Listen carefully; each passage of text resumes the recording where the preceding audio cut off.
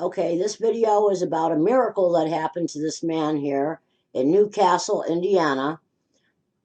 He's 20 years old, and he was paralyzed from his waist down. And he can walk. And according to all the doctors, he should not be able to do that. And he was even told by a child that he would walk on Thursday, and sure enough, he did.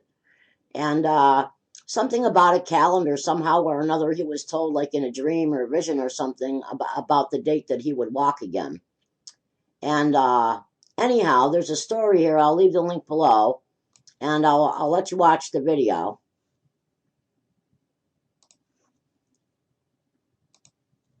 In Newcastle, it's known simply as the Miracle. One of the most prolific basketball players in the city's history is in a wheelchair one day, paralyzed from the waist down, and the next, he's walking.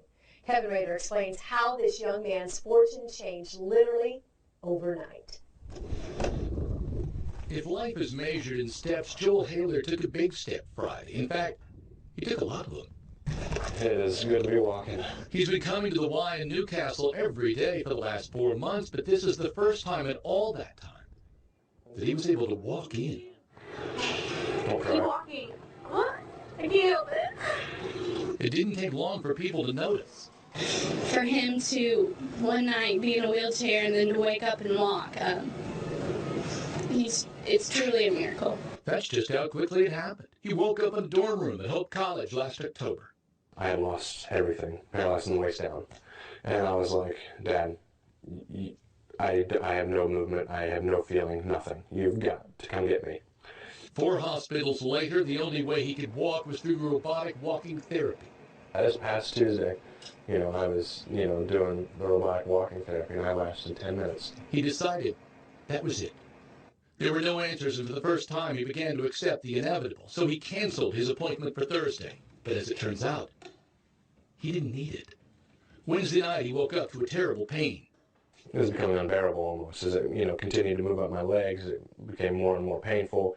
And it took about an hour and a half for it to reach my hips. An hour and a half later, excruciating agony left him with an unusual feeling. I looked at my toes, and I'm like, oh my gosh. And then I walked in my parents' room, and I was like, Mom and Dad, look. And then he said something, and then I was like, Joel, you're walking. And we just jumped out of bed and embraced and cried and hugged and just burst into tears, because it's hard seeing your son not be able to walk. And so when he was standing there walking, and we just embraced. And it was Thursday, January 23rd. That made perfect sense to Joel. He had dreamed of a calendar that only said J23, but just didn't know what to make of it until... Literally that next Sunday, there was a little boy at church, 4 years old. He came up to me and he says, Joel, you're going to walk on a Thursday. So the 20-year-old college student who could only walk with the aid of a robot on Tuesday was walking on a treadmill on his own Thursday. This is all God, and I'm just being used. Or being tested. He says you can't have a testimony without a test.